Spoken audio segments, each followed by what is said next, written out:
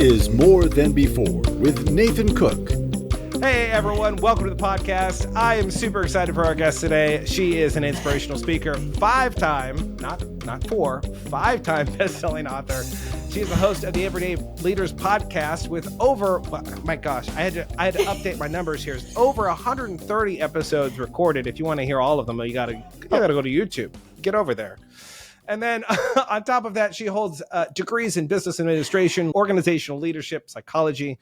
She is certified in a number of different organizations like Maxwell Leadership, Simon Sinek's Y Institute. The list goes on and on and on. She's a decorated learner, let's just say that. And my favorite part about her is she is a huge fan of 50-foot Cat 5 cables.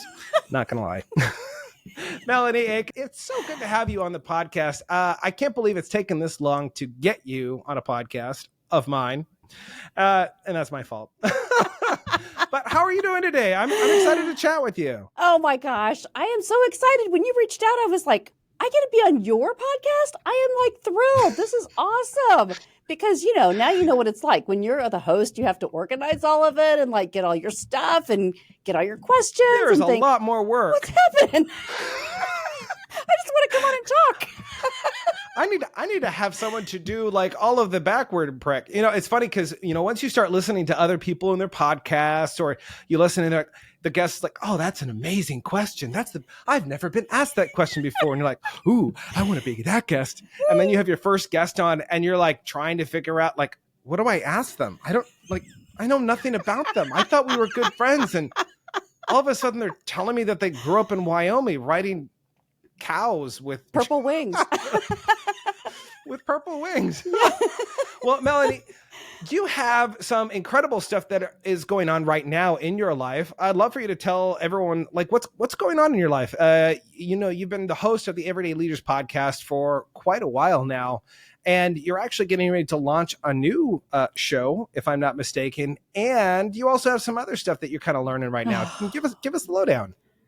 So I'll just say God is showing up, right? God is showing up in my life like never before. And a lot of it is because I finally just stepped in. I stepped in and started taking action on what he was telling me, which was show up. I want you to show up and learn more about what I need you to do. We talk about purpose life, right? But it's more than just kind of studying it, or you can go to a leadership conference and you can say, oh, I've gotten certified and I'm all filled up and I'm energized. And yet that step of what we say, taking action, is the biggest thing that's made the biggest change for me. And so, like you said, I've recorded over 200 interviews, and a lot of those are they're actually on where you can find them. And the rest of it, I'm going to blame Joe on. But Which, by the way, if you don't know Joe is like her husband. He's like everything that works right in this world, meaning when technology goes correctly, Joe is usually behind you fixing things. Like before we even start, I didn't even tell you this, before we even started, my computer crashed and it was literally booting up. Like the bar kept going across the screen and it got halfway across and then it would start over, and it did that for over an hour. So here I am sitting in my office going, well, I hope it works. I hope it works. Oh my God. So if I had a Joe in my life a little more often, I might actually be able to have working equipment. That's why Melanie looks so great right now. Maybe. And she sounds great too. You might have the opportunity to, right? Because so I am certified with the Y Institute, and my Y is challenge. So everything that I do, I step into it and think about how can I make it disruptive? How can I think about it so that it's not like anything else that you do, that nobody else has done, that it can be created. And that's kind of exhausting, but it's also one of the gifts that I've had, that before I joined the John Maxwell team, I really didn't own it. I just thought, okay, that I know I'm a good person, that I like to help people. And, that whole like, oh, what do you like to do in the world? Oh, I like to help people. Okay, but what specifically do you like to do? And so my journey has been in medical device technologies, disruptive technologies, really helping physicians learn about innovative products that are changing the marketplace. And I started to learn, like, that's who I love to serve, because that's what I did until I was eliminated. until they told me you don't have any value here. And that was at 50, right? That was like a critical Wow. point for people. And I know you're way younger. You could actually be my child. I don't know what you're talking. Let's not, be putting things in people's ears now. Like they don't, if they don't see me right now, they think I'm an old wise man. Wait a minute. But that's the thing, right? You just kind of think at certain points in your life, certain things are going to happen. And so I always thought, gosh, these people in corporate America, when they get to this, things really change. And it happened to me too. And I just thought, what? Why is this? Why does this happen? And so significant that there were so many things lining up that I was really intentional about. And so I just continued to be intentional because I saw that the rewards were coming back to me like, you get to lift more people up. You're adding value. You're learning more. You're having more opportunities open. So things from live events to continuing to do leadership podcast to audio. Then we went virtual. And then through COVID, we continued to find better ways through StreamYard and lots of other programs, right? So that we could serve more people. We did a live virtual 6-hour live event. And that was awesome. And Joe was on the background running it, but I had a lot of other people by then. I was learning how to really work with a team. And so that taught me a ton of stuff about what I wanted originally to do back when I was 18. I wanted to be in journalism, and I didn't want to be the Katie Couric, right? That's what I wanted to do. And so things went different though. When I went to Ball State, I was not the campus person. I may be bubbly, but I thought this is not for me. This is not for me. I don't want to do it this way. So of course the challenge brain said, go home and work and figure it out. I love that about you. You really are an odd duck in a good way.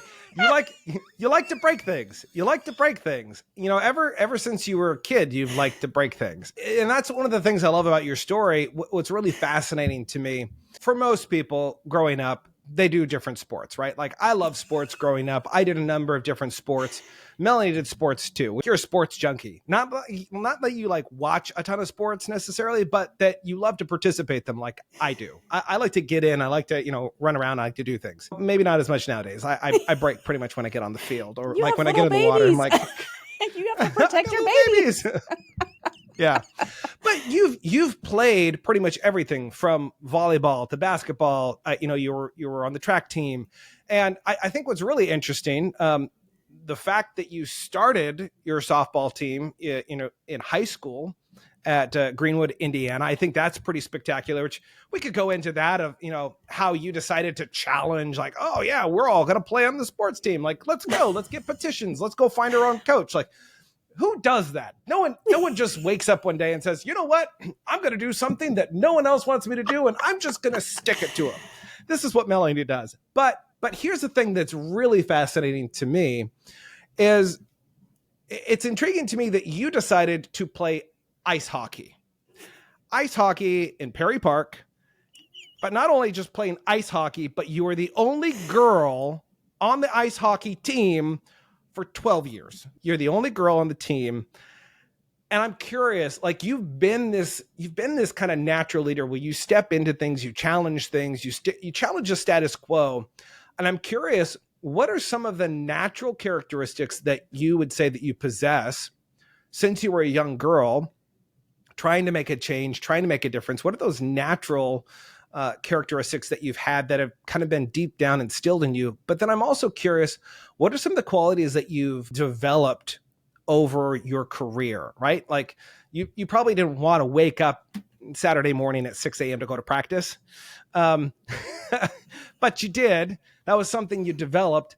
So I'm curious, what were some of the natural characteristics that you had as a leader, and what were some of the characteristics that you had to develop later on in your life? Those are great questions.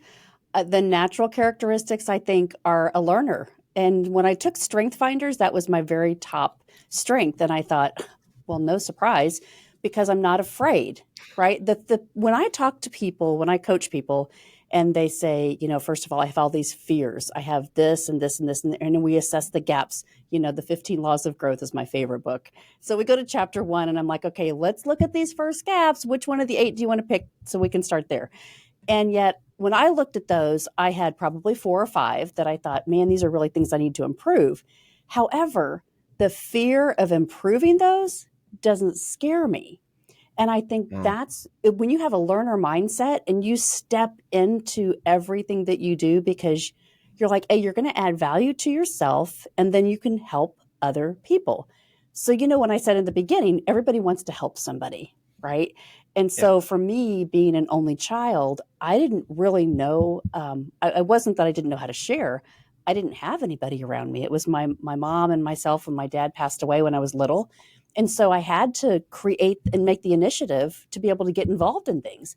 So I did. And I always said, yes, I want to learn and I want to collaborate and I want to help. And so going from that to what have I had to learn through my life, which was if I'm going to be able to show up and actually do something bigger, I have to have the disciplines. And I've got to figure out what does that look like. Now, I'm still not really good at that. I wish I was better. I am super consistent. You don't have the 5 things, just 700 things that you do every single day, like, down to a patent. Like I forget to brush my teeth sometimes. And oh my gosh. I'm lucky I get out of the door with clothes sometimes. Or take a shower. Like, through COVID, I'm like, I haven't taken a shower every day. But then here's the stuff, right? Being disciplined in something that's important to you. And I've still got a list, right? A list of things that I feel like I let people down because I get so excited. I bring them to a point where I'm like, I want to do this. Let's go on this journey. And then I think, well, I'm failing in this discipline because it's just about like, I want to get everything done so fast and I want to help so many people. And so today it's like, how do I form teams and communities to help me be better disciplined? And that's what I've really learned. And that's why I think right now I'm able to sustain so many programs at the same time that are running parallel that I listen and I try to lean in and I try to understand what's happening so that I can create a community around it. And that's why I'm having so much fun right now. When it comes to disciplines, because we all have disciplines in our life, whether we like to admit it or not, it's whether they're good disciplines or bad disciplines. Some of I heard that somewhere. I find it fascinating. You've been doing this proverb challenge for 1,425 days. Over that at this point, it's a daily thing. Like I don't even remember to take a shower every single day, and you're doing this on a daily basis. How do you commit to something like that? For the average person, I would say it's always a quick burnout, right? We say, oh, you know what? I'm gonna get into shape, or I'm gonna do this, or I'm gonna do that. I'm gonna read like a paragraph today to help grow myself. And 5 days into it, 30 days into it, 170 days into it, it drops off. How in the world do you start doing something like a daily challenge where you get over 1,400 days in a row where you're doing this nonstop? How do you get to that point? It's just every day. Like it is just literally every day. When the challenge came on, it was a John Maxwell Minute with Maxwell. And it was, if you're looking for wisdom, clarity, purpose, I want you to take the Proverbs challenge. And it was that point in my life where I owned a medical device company and I was funding 46 employees. Like it was crazy. It was the dumbest thing that I ever did in my life. And so it really hit me, right? It spoke to my heart to say, I think I probably need to do this. And so he, being my mentor, I thought, well, he's never really guided me wrong. So I got a bunch of friends together and said, I'm going to start this challenge on October the 1st because it's September and Proverbs is 31 days. So maybe October is the best day to start this. So we did. And the group that came, they needed it too. So everybody showed up because it spoke to them. It spoke to their heart where they were in their life. And so we got online, we got on Zoom in October 1st, 2019. And I had been using Zoom for a long time, so I wasn't afraid of it. And nobody else was, right? We didn't let that stop us. And so anyway, we got through 31 days, Nathan, and we learned so much about ourselves. And part of that is because we use the John Maxwell Leadership Bible. And in that, there are so many breakthrough boxes is what we call them. And they're instructions for life, for leadership. And it really has over 600 of these throughout the whole Bible. But what we learned is, and I'll say, and we learned, not but and we learned so much about ourselves and really helped us focus on growth that we all needed, that we got so inspired, we said, we should just keep going. We should just keep going. Why would we stop now? So we celebrated. You can find my thing on YouTube where I have my little graduation cap and gown on. It was like, oh, we're going to play the graduation commencement, right? We did it. And yet we said we needed to keep going because we wanted to learn more. There comes that learner thing again. And I felt like this was something that I could own, the discipline to teach me how to overcome some of these obstacles. It gave me so much clarity that by December, so now it's 60 days, right? But by December, I had the courage to write a letter to the international company that I was helping kind of develop this US market for. And I just said, I'm done. Like, I do not want to do this anymore. So it wasn't like I was pushed in a corner or say, hey, you're eliminated. It was my choice. And I just made that decision. Like, I had so much clarity. It gave me so much confidence and courage to say, I don't really want to do this way anymore. That's what changed. And for me, I just, I was like, I'm going to do this every day, no matter what. And so it just kept building and building. And then I had an event, February the 29th, 2020, and people came together and we had speakers and it was awesome. And more people knew about it. And so as we were continuing that momentum, then 2 weeks after that, the whole country, the whole world was shut down. And so that gave it more visibility for people that needed a safe space to come to just go, hey, for 30 minutes, we're going to read a scripture and I'm going to get to maybe have a little journaling session, have some conversation about it, and then take one leadership lesson in my life and try to improve that and focus on it for today. And that's how it's been. And it keeps going. So it's been very amazing to think. But it started with one day, and it is every day. It's a choice that we make, whoever shows up, every single day to say, I want to invest in myself to improve in this part of my life. And so that's what I've committed to. And that discipline is what helps me continue to grow and get really clear. I love that you are consistent. It does take a type of tenacity in medical sales. Like, you kind of have to have a little bit of a tenacity to be in that industry. There's a lot of no's. There's a lot of, nowadays you probably don't get your, face slammed in the door because you could get sued, slamming the door a little bit. But I think throughout your entire life, you've had these challenges, you've had difficulties that have come up, and you've always had the opportunity to look at it in one of two ways. Is this something that is going to make me stronger, or is this something that's actually going to cut me down and make me weaker? And I think you've always chosen every single circumstance in your life to make you better, to make you a bigger person on the inside. In terms of identity, I'm curious, have you always kind of had this certainty about your identity? Because there's so many people around us. I think nowadays I find not even just young individuals, I find individuals from all over the age spectrum that just don't know who they are. Their identity was either wrapped up in what they did. Their identity is wrapped up in their hobbies. It's wrapped up in pretty much everything else besides actually understanding who they are. And you come across as someone that really does know her identity.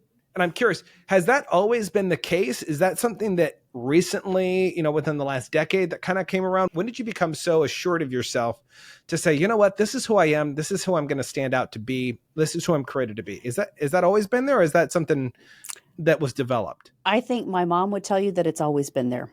And I feel like it's always been there because of the situations that just happened, right? And it's how you decide to handle things and the strategies that you set up for your life.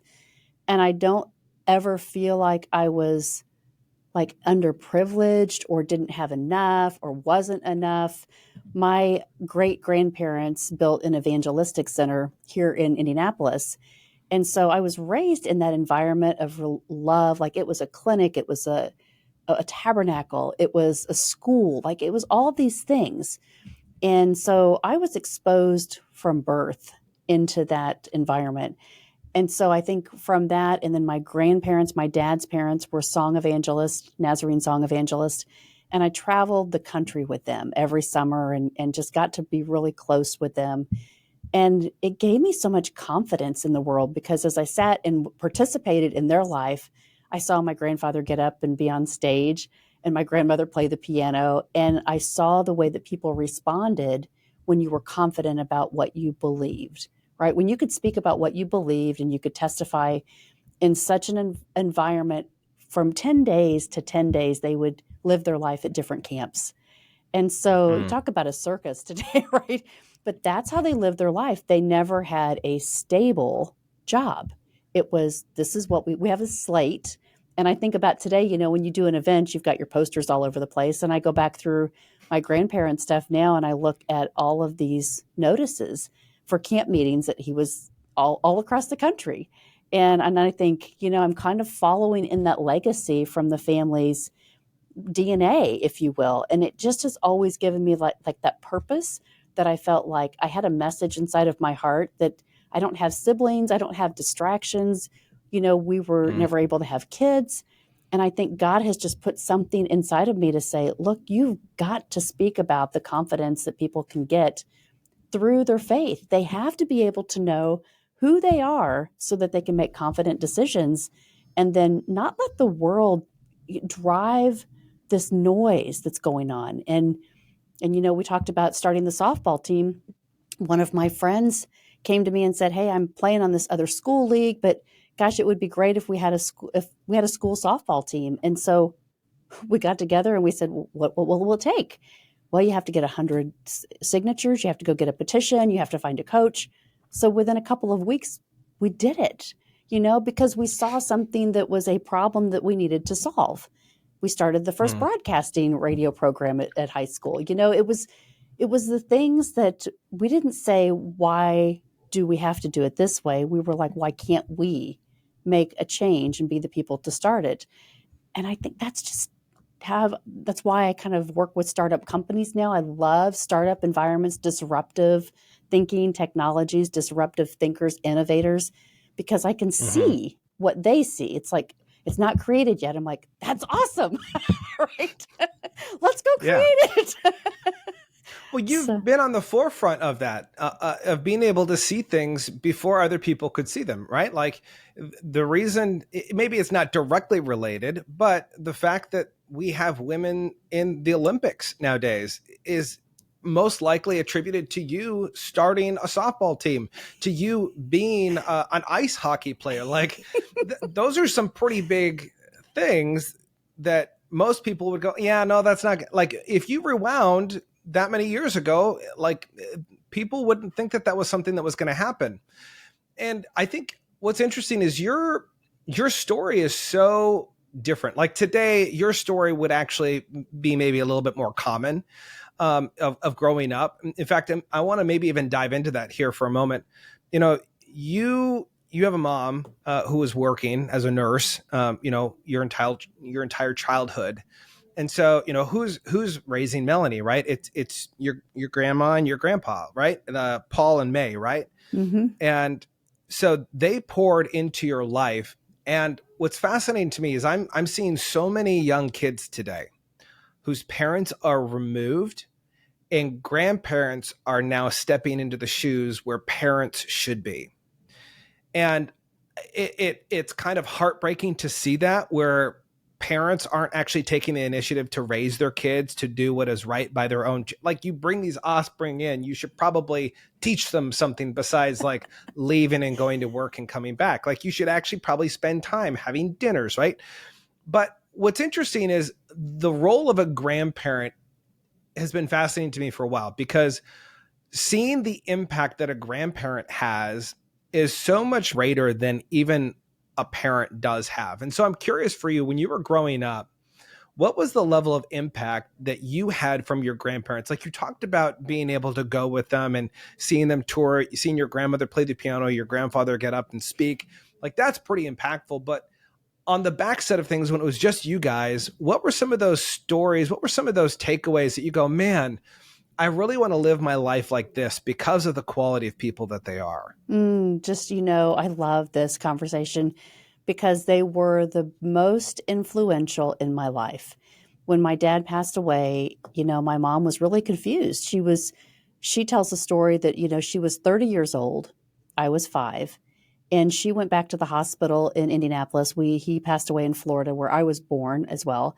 But he passed away. So we came back to Indianapolis, and she did not tell anyone that she worked with that he passed away, because she said it was easier to pretend that he was still sick because there was no mentors. There were no people that would understand what she was going through. And I thought, oh my gosh, that just broke my heart. And I only learned that a couple of years ago when I brought her on Clubhouse for a Mother's Day special. I never knew that story. And so, but I think, at that time, being 30 years old, having a 5-year-old, trying to make it on your own, having some really tough decisions because her parents weren't as open and loving and faith-based as my grandparents. And so they were trying to, push their values so that they would protect me. And yet they lived in Florida. So I didn't get to spend a whole lot of time with them. However, the time that I did spend with them was such quality that I understood the values to carry with me, right? And so they would always say, like, even if you're struggling with something that's really difficult in sports or in school, like, it's not forever, it's just for today. And so I would, talk about struggles, and they'd say, well, at 16, you'll have a car, right? You can be able to go and do the things that you want to do differently. But for now, you have to figure out a strategy, right? You've got to figure out how to do this. And so I would listen to them, though, and talk about, people that are in church as a business. So they were in camps, and they were in the Nazarene society, right, of the foundational church. And so I would hear things like on the business side, right? If you've ever been in the church on a business side, it's a lot different than just going to church to receive. And so I learned it's a little different. You see things back there, right? Oh my gosh. But I learned those things really fast. I just paid attention to it. And it was find the people that really respect and connect to your values and stay close to those, right? Those are the ones that will protect you. Those are the ones that you want to have significance in your life pour into you. And the rest of it, don't let it get in your way. Like, don't let it bother you. If they didn't get, a slate for a certain camp, it wasn't like, oh gosh, I wish I could have been speaking with that preacher or this, or get recognition for that. My grandfather, my uncle, my dad was an identical twin, and his brother did recordings of my grandfather when he would be at different camps. And he recorded one of those right before he passed away in one of his last sermons. And, he kind of talks about, like, hey, it's such a great baritone voice. Like, he is phenomenal. Paul Qualls, Qualls. If you find it on YouTube, you'll listen to it. But it was so amazing because he knew that he had a gift from God, and that he wasn't, he could have been hired. He could have been, a real popular artist, and he could have been on Sun Records and done all those things and traveled and made $1 million because he had such a phenomenal voice. But he said that wasn't his calling.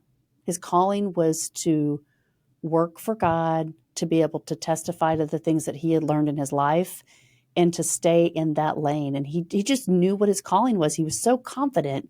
And that's where I think I watched him talk about and live those decisions. And he passed away when I was 21. So for me, it was really hard to watch that happen and then lose somebody that I was so close to. But I took his values and tried to carry those through, and thought, it isn't that hard. You don't have to be afraid of things. You just have to be confident with who you are, and then know that that's what matters. At the end of the day, that's what matters. That's so good. I love that you say that he knew what his gift from God was. I think a lot of people wonder that, what is my gift from God? Because of the Why Institute, you do a lot of work with why and helping people understand really what their God-given purpose is. And I love that, because so many people are wandering around not knowing what their purpose is in life. One of the things I've said for quite a few years now is understanding your why is extremely important.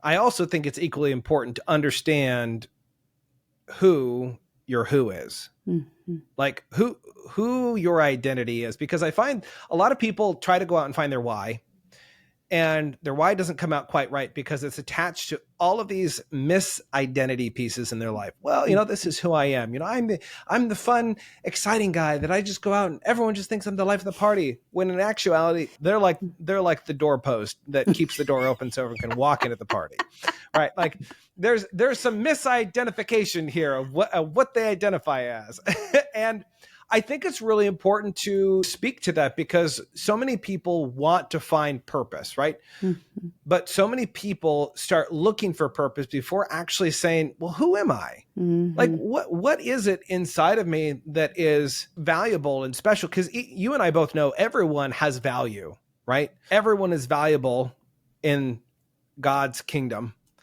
but not everyone is worth their wages. Right? Like you are of value. So are as you a saying person. I'm going to be a janitor? Your spiritual. No. I'm going to heaven. Everyone and has. Everyone has value spiritually. Everyone's soul is weighted heavily, right? But then there are those that take the extra initiative to find out and to carve out what it is that they're good at. Maybe they're not even good at it to begin with, but eventually they become good at that and they make it kind of their craft. You talked about earlier in the show about being a challenger and how recently you've kind of really embodied that. I'm curious because what I have found with talking with many people that once you start living in that identity, it doesn't matter necessarily if you know where you're going. It doesn't necessarily matter if you know all the checkpoints along the way, or this is where I'm going to go, in 5 years, I'm going to have 6 million followers and like that doesn't necessarily matter as much as understanding that no matter what you do in life, you're the challenger, and whatever challenge comes up, you're going to attack it. And if there's not a challenge, you create a challenge to fix the status quo. And so I'm curious, when you know that identity of who you are, how does your perspective of life change? Oh my gosh, it's awful. It's crazy because, when you know what you know, and you know that you didn't know that before, you see how clear things become so fast and so broad. And it's not just this like one step. You see the whole picture. You see everything about it.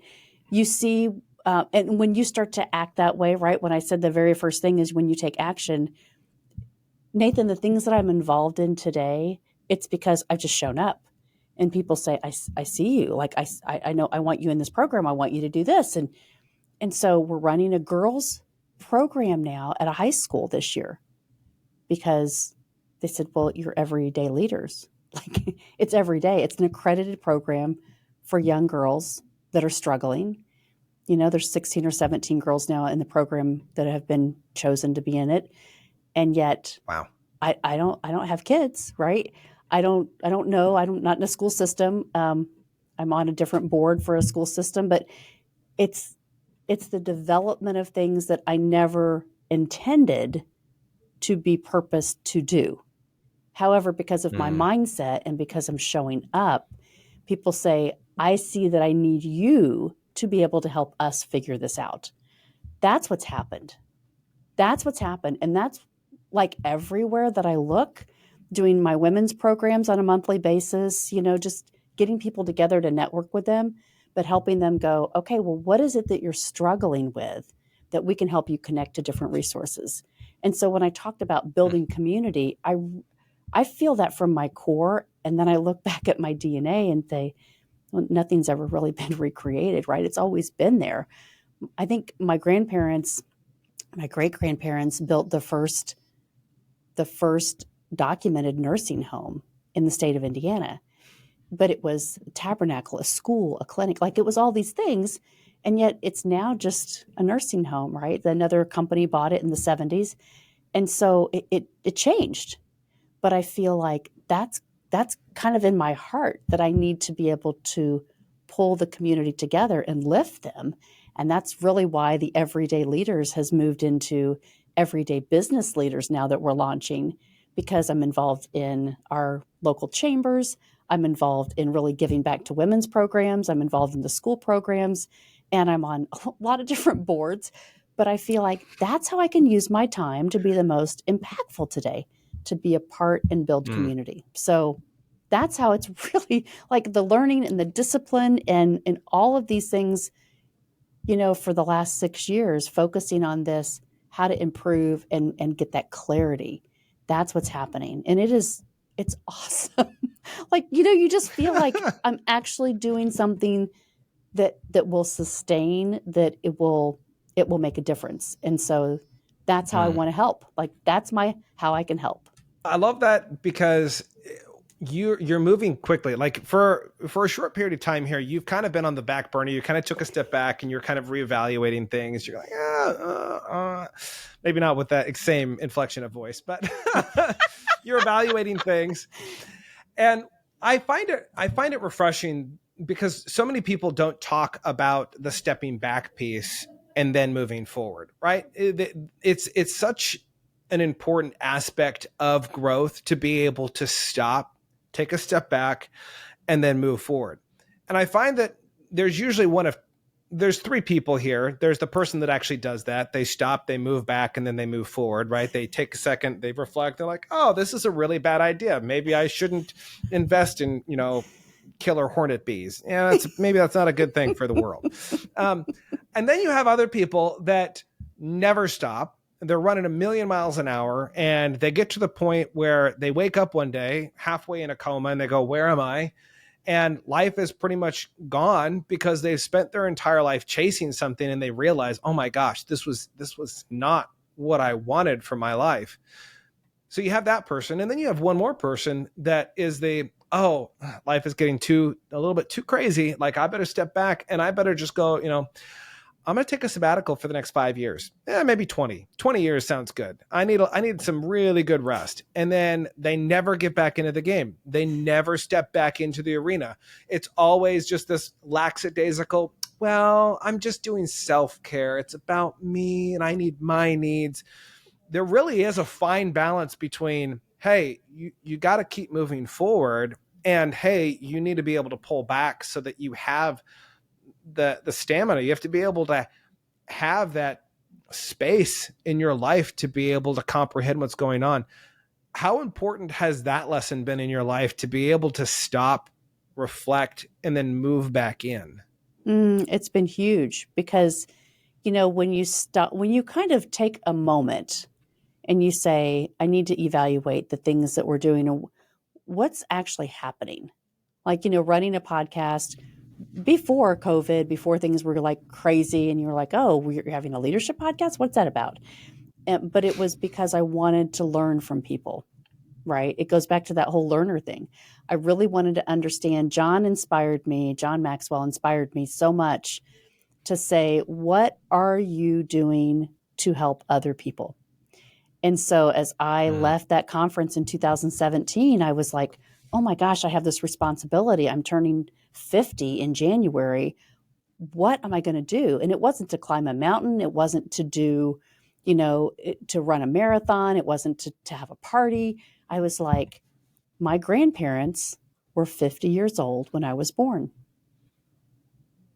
So it was my time to honor them, to do something, to create some type of lifting people up, celebrating people, using my journalism, love for technology and getting Joe involved. and really saying, how can I do this? Not like everybody else. How can I theme it so that it will be something that I will hold myself accountable to, be disciplined about, and enjoy the journey? And so my birthday, January 12th, which is the second week in January. And one night we were just sitting on the couch, and it really came to me that I was like, I want the program to be about consistency, about everyday leadership. So we should call it Everyday Leaders. And if I work this magic number of 50 in, I'm turning 50, my grandparents were 50. Gosh, it's 50 weeks in my 50th year let's do a 50 and 50 theme, right? So that's where I kind of think like my disruptive mindset is like, I don't have to think of the right theme. I don't have to do this. But yet when you are thinking into it so hard and you're taking that time, right? John will tell you, go to a chair, go to your favorite place, like take that time in the right space to think through something. And all of a sudden these ideas come to you that you say, these are something that are so valuable to me in my life. It's not just go do this, right? It's not like go do this, have the noise, go do it like everybody else, just get on the air, make sure you're on every day. Like, no, that wasn't what anything was about.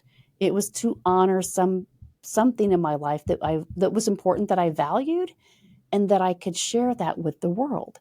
And so here it is, like 2023. It's been, this is kind of the 6th year going. So we're launching this Everyday Business Leaders. And I love the process that it has brought me back into, because I'm not on a plane traveling with medical device companies. I'm actually in the community, serving the community. So this is the next right step, right? It all makes sense to me. I want to rewind way back with you for a moment. And I want to touch on something. I think there's a cool lesson in here. As a father myself, spending time with my kids is really important. I love how you talk about quality time. Quality time is the most important time. Even though you didn't get to spend a lot of time with your grandparents, the time that they spent with you was quality. It was invested time.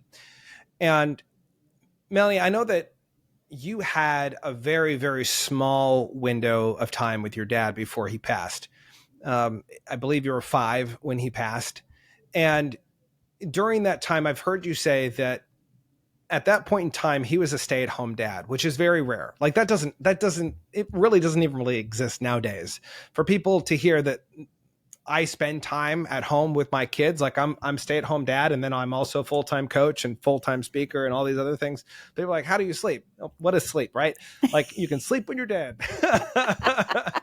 But I'm curious for you, because you've truly cherished and talked about that time, that it was time that you got to spend with your dad. And I think a lot of kids don't get that today.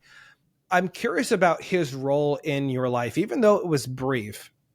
It was so impactful to you. How did his role in your life for those short years, how did that play into you becoming the woman that you are today? And what role do you step into most consistently now, knowing that every single day you are a leader, every single day you only have the next breath to pour into someone else? What role do you step into today? So what was the role that your father had with you and how that carried over? And how do you step in today with your current roles when you're working with, a young girl, or working with a guy who's trying to figure out what he wants to do with his life and why? Or maybe it's an old man who doesn't know what he wants to do with his life because he's wasted most of it, right? What would you say that is? He always had fun. He always had fun. We had monkeys. Yes, we had monkeys. Yeah, now you're talking curveballs. So that whole nursery rhyme that my kids have been singing for 5 monkeys jumping on the bed. 1 jumped off and bumped his head. Oh, we had one on a motorcycle. That like literally happened to you. You literally had them. You guys were singing the song about the monkeys. Like that's where you were the originator of the monkey song, weren't you? Right now, for the record, I am the monkey. Your father was the run. He wrote the song for you, about you, and the actual monkeys. Get off the bed. No, he was an identical twin. And I think he was kind of the instigator of the two, right? So he was the one that always challenged things. He was the one that started stuff. He was the one that they got motorcycles that looked exactly alike, which I actually have his motorcycle, which is really cool. But I can't throw stuff away. You should see my garage. But we had monkeys. And here's what's really cool about this. You're going to love this, Nathan. When I was born, my grandmother started writing in her diaries. She started that when I was born. And she wrote in her diaries until she died. And I have those diaries. And I was sitting at church one day, and Joe's on our production team. And so we were actually sitting together one day because he was off. And I don't know what the minister said, but it's something about, are you at the time in your life where you need to reflect on who may have been in that moment that you're in today? So let's go back to 1973. 1973, my grandmother was 55 years old, the age that I am right now. And so I went to her diaries and I got out the 1973 diaries. And so every day this year, I have been going through every day what she was going through as my dad was sick, as he's getting treatments at Palo Alto, as I'm starting kindergarten. Like, I want to cry right now. It's been unbelievable to think about now, after all these years, really thinking about the intention of what I've been going through. This moment, like these days right now, are exactly what was happening as he was sick 50 years ago. Again, the number 50, right? But it has been, and why was I in that service at that moment and listened the way that I listened? Maybe nobody else heard it the way that I did, but it struck a chord in me to say, you have those diaries, like you have those now. You should go look at those. And so now I'm sharing those with my mom. Like, oh, do you remember this? And she's like, oh yeah, that was our second trip to California, and this is what happened. And not a lot of people have that kind of experience, right? Mm-mm. But I think knowing who I am and I don't have the noise in my life, it's important to me. It's important for me to experience those things. So as I walk through this year, I'm like, wow, December 15th is going to be a really, really difficult day, because that's the day that he died. But I love that, right? I love experiencing, like, what was he doing? How did he feel? How hopeful was he? I learned to tie my shoes when I was in California, as we were watching Night of the Living Dead. Like, that's all documented. Very responsible adult. I won't talk about what I've been subjecting my kids. I will say, it's really funny. My wife and I, we had this altercation this weekend. Uh-oh. Disagreement. We were visiting my folks, and the kids were singing songs with me, and they're not singing like kids songs. They're singing like adult worship songs, or just like country songs or something like that. And my wife looks at me and she says, "You've ruined our kids." And I'm like, "What are you talking about? What do you mean I've ruined them?" She's like, "They won't sing kid songs with me. They won't do bebop tunes or anything like that. As soon as I put on the music, they just say, 'Can we have dad's music? We want dad's music. Dad's music's better.'" So I love that about your dad, that he was culturing you. He's making sure you're cultured, ready for. It's documented. We rode the motorcycle with the monkey, right? I have it down in writing. In writing, this is actual proof. The only thing that would make it better is if there was video or some kind of photo of this. I know. I've got a photo of the monkey. He's in a cage in our trailer that we lived in. This was before animals had rights, so don't go, throwing fruit at her or something like that. And like, don't be throwing stuff against the wall. She's really nice. I'm sure she's really nice to animals nowadays. We'll talk about that when we get off the show. No. I tell all my nieces and nephews, like, I challenge Joe all the time, like, okay, don't do that to me because I'm going to go get a monkey. And he's like, no, you're not going to do that again. What was that, Tiger King? You could be monkey queen. Right. Yeah. Hey, you know what? I like it. Everyday business leaders, if we have somebody from the zoo come in, we're going to have a monkey on here. It's funny that you say that, because coming in the studio right now, just kidding. Wouldn't that be amazing? So I love that. I love that about your dad. I'm curious about what's the role that you step into now? I love that he was the challenger. I love that he was the comedic relief. I love that he was kind of, he reminds me, just based off of what you're saying, he reminds me a lot of you. And so I'm curious, how do you step out of his shoes and into your shoes today? Like, what are the shoes that you fill as you're meeting with different people? Because, as a coach, as a speaker, as someone who has their hands in so many different things, truly adding value to people, what is that common role that you step into for people? I think giving them that assured confidence to say, just because you haven't done it the way that you see it, it can be done. Like we can figure it out. There's always a solution. And so don't be afraid of what you haven't tried before. And that's what I think I've always carried with me from him. It's just because you don't, nobody else is doing this. So what? It doesn't matter. Try it. You could find enjoyment in something that you've never experienced before. And that'll be a memory that you get to carry with you for the rest of your life. You are such a growth-minded individual. You're always looking for new ways to challenge yourself. Before we jumped on, we were talking about your sailing adventures. I'm curious, as a sailor, as a boat, are you a boat navigator? Do we call you Captain? Captain Ake? What should we call you? Co-pilot. The Sailor Ake. I don't know.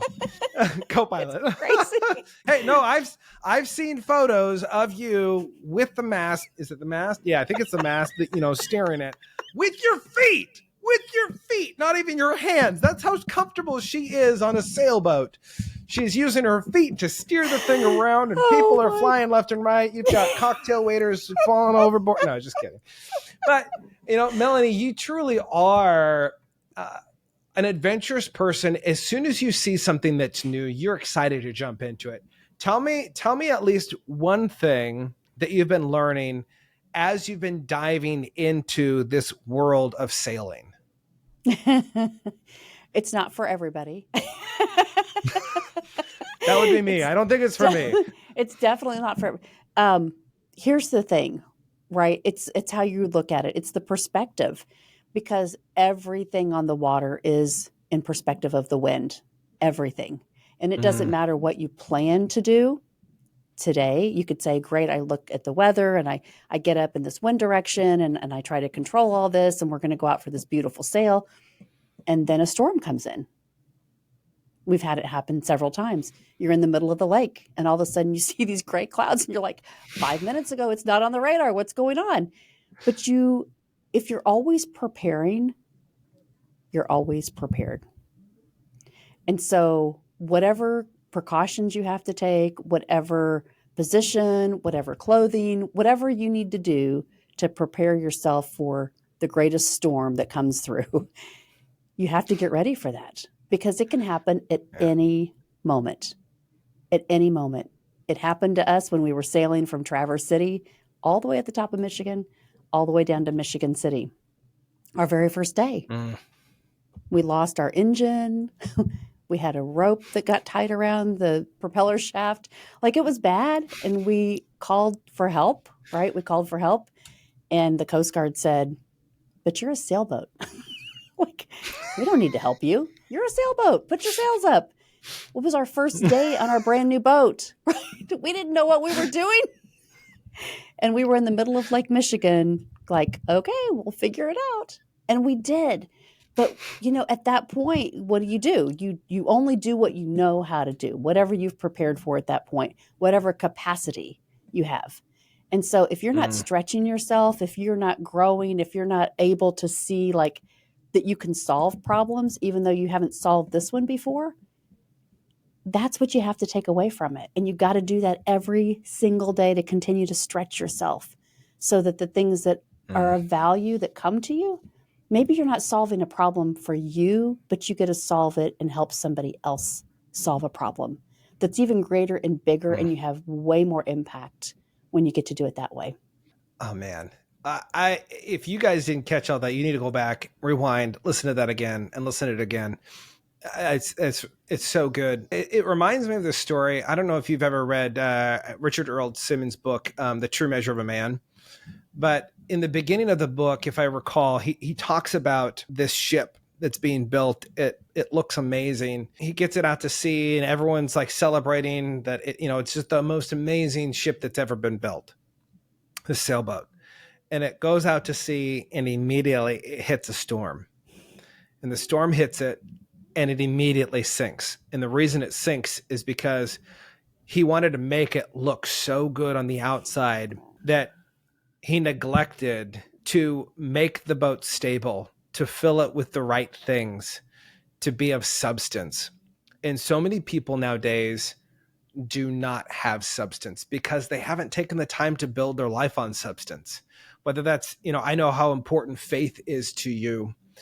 So many people do not build their life on a solid rock. They build their life on a sandbar that's constantly shifting and being washed away. It really does complete everything that we're talking about, is the importance of being a person of quality, being a person of character that shows up, that is doing the things that they were created to do. If you're listening to this, I want to make sure that you go follow Melanie Ake. You can follow her on her podcast. You can go over to any major podcast platform and you can search for the Everyday Leaders podcast. And soon you'll be able to find the Everyday Leaders Business podcast, which I highly recommend you going and finding once that launches, because it's going to be absolutely amazing. But you can also find her at her website at everydayleaders.com. Melanie, before we wrap up here, I want to ask you one last question, because first of all, I just love our time together. It's been spectacular.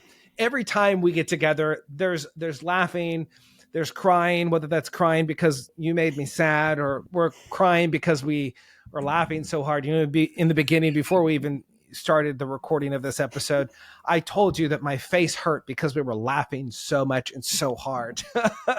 I love that, because it truly is you.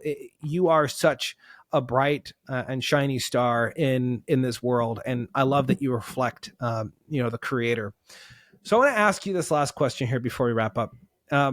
Melanie, there's a lot of people in the world who are focused so much on success. They're focused on what they need to achieve, what they need to do. They're focused on monetary things. I want to get the car, I want to get the house, I want to make this much money, on and on and on and on. There's so many people that are focused on the doing. And my big focus is taking the focus off of the doing and bringing it back to the human being part. How do we be? And I think it's one of the things that's really lost in this world. And so if you had a moment to rewind, go back to a younger version of yourself and speak encouragement to her, knowing everything that you've experienced, all the difficulties, all the ups, if you could go back and you could tell her to be one thing, knowing that it would actually propel her into the right place, who would you tell her to be?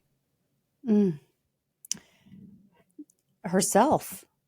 I would say herself. And I would say find a mentor, understand what a mentor is faster, that can help you, not just your family, but a mentor that can help you in business, in life. Find those people to connect to. If you know who you are, then develop those relationships with those people that want to pour into you.